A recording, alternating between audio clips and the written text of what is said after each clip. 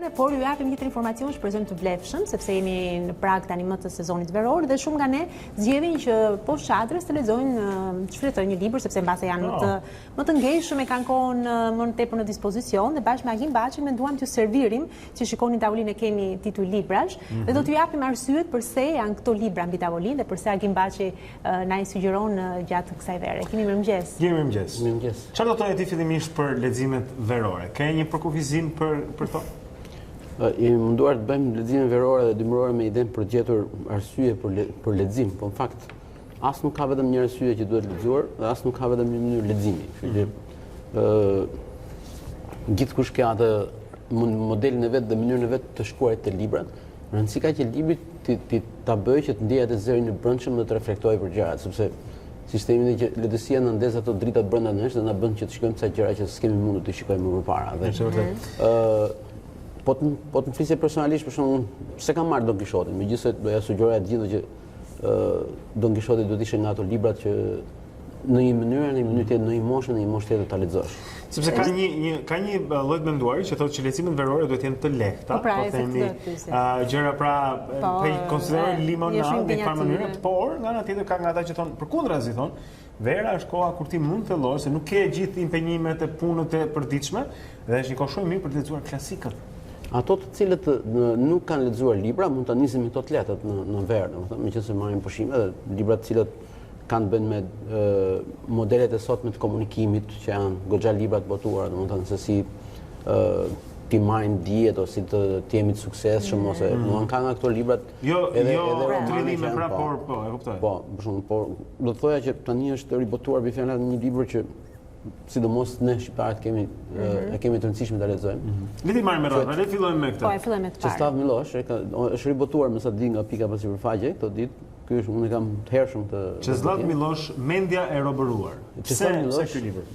Çeslav Milosh është nobelist për polak, ka qenë ambasador i Polonisë në Paris dhe shpjegon aty se si elita asaj kohe u bë bashkëpunëtore me diktaturën, me sistemin e kohës. Pse elita u bë? Pse e mbështeti? Pse elita bashkëpunoi me diktaturën? Edhe në fakt vetëm titulli Mendja e robëruar. Elita polake, elita polake që u bën në atë kohë, domethënë dhe pse e mbështeti? Dhe jep shumë arsye se si spari, domethënë janë njerëz që e kanë vështirë të mendojnë më të keqen që në fillim dhe në bashkëpunimin e tyre nuk e besojnë që diçka mund të shkojë drejt fundit dhe të jetë e tillë siç vihet në diktaturë. Pastaj është ajo ideja që ndihen edhe të respektuar, të ledatuar, domethënë sistemi zakonisht i joshtë raportin e elitës që ju jeni të rëndësishëm dhe ato e fut në një qorsokak të madh, domethënë të pamundësisë për të thënë shumë të vërteta ose për të qenë ato para heroja e kundërshtisë. Dhe unë mendoj që shoqëria shqiptare ka nevojë ta lexojë këtë. Pra ka një lloj filli që e lidh me aktualitetin shqiptar. Jo vetëm me aktualitetin, e ka të bëjë edhe me të kuptuarit të asaj elite që për shumë gjëra nuk e kemi kuptuar mirë, domethënë deri në 90-ën pse përfundoi ashtu në këmbët e diktaturës dhe çfarë ka bërë më vonë? A e ka vazhduar të njëjtën kulturë apo ka një rrugë për të shpëtuar nga kjo? Dhe unë Çeslav Miloshin e sugjeroj vërtet për shumë kënd që është i përkthyer nga Bashkim Shehu të paktën në këtë edhe në ribotim, jo edhe në ribotim në Bashkim Shehu është që nga redaktuar dhe nga Edmond Tupja, të paktën ky botimi i këtij viti, pra është ai më vonë 98-s, po. Këtë e ka shkruar sepse ai shkoi më vonë në Amerikë, atje u bë profesor dhe si një detyrim, por ka personazh vetveten njerëz, nuk ka shoqëri, ka vetveten e miqtë e tij që e tregon dhe ai vetë që pse unë kur isha në Paris dhe mund të kisha ndenjur këtu dhe pse u ktheva prapë. Shumë mirë, pra Çeslav Milosh me Mendja e robëruar. Para se të kalojmë te romani, do të thoya edhe gjë tjetër. Për ato të lexuesit për ta mbatur në të njëjtën linjë. E vëmendshëm që kanë dëshirë të njohin personazhe. Paul Johnson me librin e vet Intelektualet. Çfarë do të na thuash për këtë libër? Është një mendje brillante, domethënë është një mendje brillante që merr që nga Marxi dhe i pari madje është Rousseau, merret me Tolstoin, merret me ke aty personazhe të rëndësishme. Bertolt Brecht, Wilson. Ka personazhe që kanë qenë shumë të rëndësishëm kohën e tyre. Për ato që kanë shkruar, që vazhdojnë ndë teoritë të tyre t'i kemi në debat, domethënë dhe Paul Johnson i merr në një situatë këtë tjetër, thotë, cilët ishin vërtet këto njerëz që kanë këtë teori që ne vazhdojmë ne të merremi me to, po në të vërtetë cilët ishin ata? Po është ky një zhvillim i jetës së tyre private apo është ky një analizë e karakterit të tyre? Një lloj analize e karakterit të tyre, jo thjesht jetë shkrim. Është një analizë e karakterit, me fjala Rousseau thotë, ndonë, ishte njëri që fliste për kontratën sociale, ndërkohë që nuk mbante as fëmijët e vet. Ose për Marxin thotë do të lëshoj mallkime madhështore. Janë të bukura që në titull, sepse për shembull Karl Marx thotë do lëshoj mallkime madhështore, ndërkohë për Ibsenin thotë përkundrazi e ka titulluar tregimin e tij, ndërkohë jetë të trazuar për Ernest Hemingway, për Wilson thotë Damk nga djegja. Ai ka edhe titujt janë të ngacmon apo jo dhe i jep një përkufizim të tyre personale. Ne njohim Shqipërinë me një libër kohët moderne, që është një libër historie, por këtu është jashtëzakonisht dhe ato njerëz që janë kurioz për të njohur këto personazhe të historisë. Pra ka dhe fakte dhe dhëna që nuk i dim, pra gjëra interesante. Analitik, domethënë për një njeri që a bën ato që thot, a është vërtet ai që shprehet, që ai për cilin ka shkruar. Që është debati i madh pasaj i dyzimit. Pra ky është një libër i thellë, nëse mund të themi kështu, duke qenë se flasim për personazh mjaft të rëndësishëm intelektualët, pra tjetër sugjerim që libër mjaft i shitur për New York Times, se shikojmë në listën e bestsellerëve. Okej. Atëherë unë e di që ky është një ndër të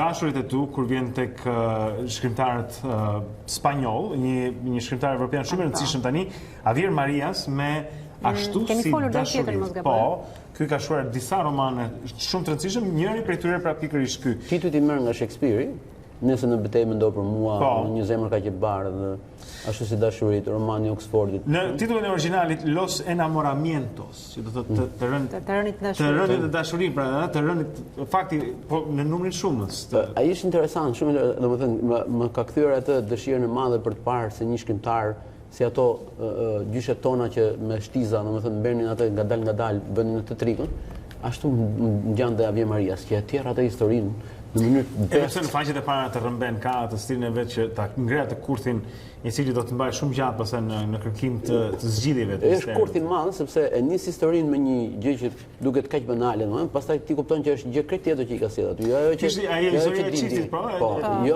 Jo ashtu siç ke menduar ti, domethënë, është gjë krejt tjetër. Dhe është interesant, dhe unë sugjeroj vërtet si një shkrimtar që të kthen dashurinë për leximin, të kthen dashurinë për të lexuar, të kthen dashurinë për të njohur gjërat cilët ne nuk duhet bëjmë viktim për t'i parë direkt se na i rroku syri ose ashtu na i than. Pra të kalojmë në një analizë brenda vetes dhe të kuptojmë që ka një shtys më tuti se sa ajo që na u tha, se ajo që u duk, domethënë. Normalisht ne e dimë që në një farë mënyrë lidhet me librin e Paul Johnsonit, sepse edhe ky në subjektin e këtij libri, pra kemi të bëjmë me se si duket një çift nëse ti e shikon duke pirë kafe çdo mëngjes dhe krijon një ide se kush ai çift është. Njëkohësisht edhe Paul Johnson po flet se si mund të duket Marxi apo Ibseni nga larg, nga të lexuarit dhe kush kanë qenë vajza që i shifte nga detale që i shërben.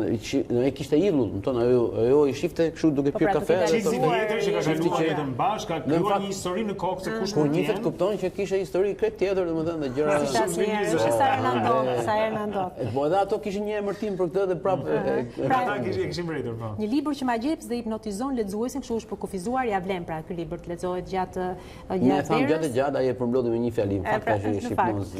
Mirë, dhe kemi vazhdojmë me Atëherë le të shkojmë tek festa e Ciapit, do të qëndrojmë tek spanjollët Mario Vargas Llosa, zonja Zotrin në këtë rast. Latinoamerikanët, Festa e Ciapit, po. Festa e Ciapit është nga ato libra që ndoshta e tham që me mendjen e robëruar, por çdo të thotë diktaturë dhe çdo të thotë ai perversitet, domethënë është për shumë persona mund të kenë parë filmin e Vrand Vim. Dhe tregon një marrëdhënie se si përfundojnë në instinkt dhe në perversitet dhe marrëdhënie ku humbet koncepti i lirisë. Aty ku diktatura ndërthur atë botën e vet dhe gjithçka përfundon në perverse. Në një marrëdhënie perverse, një njeriu që ka dëshirë në Amerikën Latine, ka dëshirë, po. Disa vende, jo një. Llosa ka përshkruar, thonë që ka përshkruar shumë nga ato, është nobelist, ky është libri me cilin ka marrë 2010 Nobelin. Shkrimtar shumë të rënditës, shkrimtar që e solla prapë se për lexuesin shqiptar duket sikur arrin të kthehet, të kuptojë diçka nga diktatura që kanë kaluar 50 vjet dhe në të merr moral janë vënë njerëzit në atë kohë. moralisht, se ajo të bjerë moralisht, një diktatur tenton ta poshtrojë, dhe ky është një art ku Llosa ka lënë se si diktatori në qenien e vet, në thelbin e vet, në gjithë angazhimin e vet, ka poshtrimin e gjithë që ka rreth. Shumë mirë. Pra edhe ky një libër që duhet të Kjo është me detyrë përcaktim pra në një diktaturë poshtrimit të gjithë.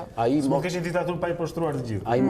Ai momenti se Uranita që është personazhi kryesor, ai momenti kur ambasadori, që ishte shoku i diktatorit, i thot miku i tij, me cilin ishte mërzitur diktatori, thot ti e di, thot, ajo kishte vajzën 14 vjeçë, 15 vjeçë, nuk kujtohet mosha tamam, po e tillë, thot ti e di se sa gëzohet ai, thot po t'ja dërgosh atë se e konsideron si një respekt të jashtëzakonshëm.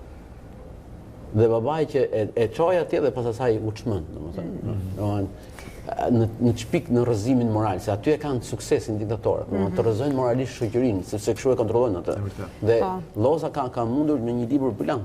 Po, jo më kot Wall Street, pra Bajram Karabolli na e ka sjellë, domethënë, siç i them unë që bashkë me të birin ka jetuar në Argjentinë që të na sjelli shumë letësi latinoamerikane dhe. Nëse vërtet. E nëse nuk jeni tek latinoamerikanët, le t'ju japim një sugjerim tjetër. Unë e kam lexuar një plazhtë dhe ende e kujtoj, është një libër jashtëzakonshëm. Milan Kundera dhe Pavdeksia. Tani këta janë ato libra që s'mund t'i shkruajnë të gjithë njerëzit. Edhe ky është një prej tyre. Milan Kundera sa që unë mbyll një libër nga Milan Kundera, thënë një libër që unë s'mund ta shkruaj kurrë. Zdia këtë merja. Tani është ribotuar dhe Lehtësia pa përballueshme e qenies. Po ky është fenomenal gjithashtu. Ka identitetin, ka shakan.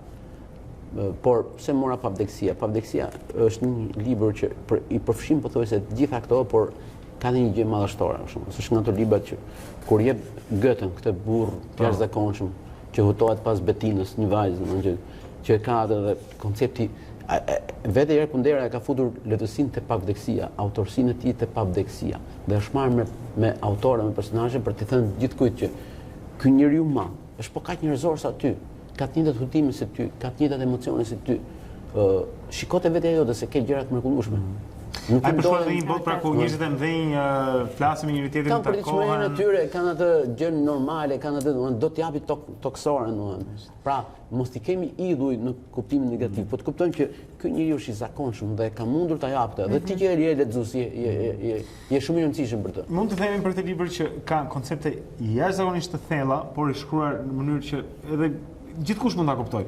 Nuk është një libër as pak i vështirë, as pak i lodhshëm, libër që kuptohet lehtë, por që thelbi që t'jep është me vërtet i thellë, të lënë me atë grushin në stomak. Për mua personalisht Kundera sot është shkrimtari më i madh sot për sot në të gjallët, është nga ato shkrimtarë që i përbotshëm, i përkthyer, i vështirë për të marrë drejtën e votimit se ja ka lënë shoqës që nuk i lënë askujt.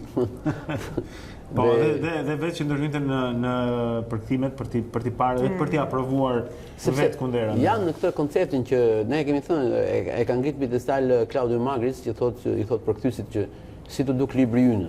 Po. Edhe e konsideron në fakt edhe në Shqipëri nuk është si koncept, po në botë përkthysi shënohet si bashkautor, gati si sepse kanë shpesh edhe se mos po quhet nda bashkëpunime me autorin vet, edhe përkthyesi kryesor, patjetër sepse se nga një gjuhë në gjuhë tjetër ti do të kuptosh për shembull idiomat, frazeologjikë. Dhe si ti jep librin thotë merren për ktheje, po. Kalojmë tek një tjetër libër, Kështjella, Franz Kafka, shikojmë me përkthimin e Amika Saruhos, që është një tjetër garanci pastaj për një libër të mirë. Pse ky libër? Ky libër është për t'i kujtuar lexuesit. E para një Kafka mund të lexoj kush do, domethënë se është vështirësuar shumë, thon Kafka, po. Ky është një libër që e fut njeriu në një nevojë për të kuptuar, është brenda një kështjelle dhe se kanë dorë më të kuptoj se kush e drejton. Se mund të përfundosh i tillë që të duket krejt normale, por në fakt je brenda një kuadrati ku të kanë vendosur tjerët dhe brenda kësaj kutie ti s'kupton më asgjë. Je brenda kështjellës. Nuk shef më asgjë, nuk shef për jashtë, nuk ke derë. Ti do të lëvizësh kjo kështjellë, dhe që zakonisht është kështjella që ndërton pushteti. Dhe njeriu bie pre e kurtheve të burokracisë.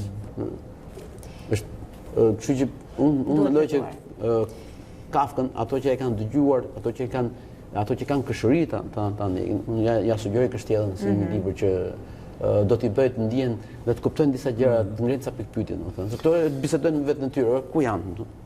Gjithçka po shkonte mirë derisa në semafor dikujt i ikin syt. Dhe nuk është verbëri siç e imagjinojmë me zezë, por është një verbëri e bardhë. Një tjetër fitues i Nobelit. Jose Saramago me kryeveprën e tij verbëri. Po kush do të shkohet?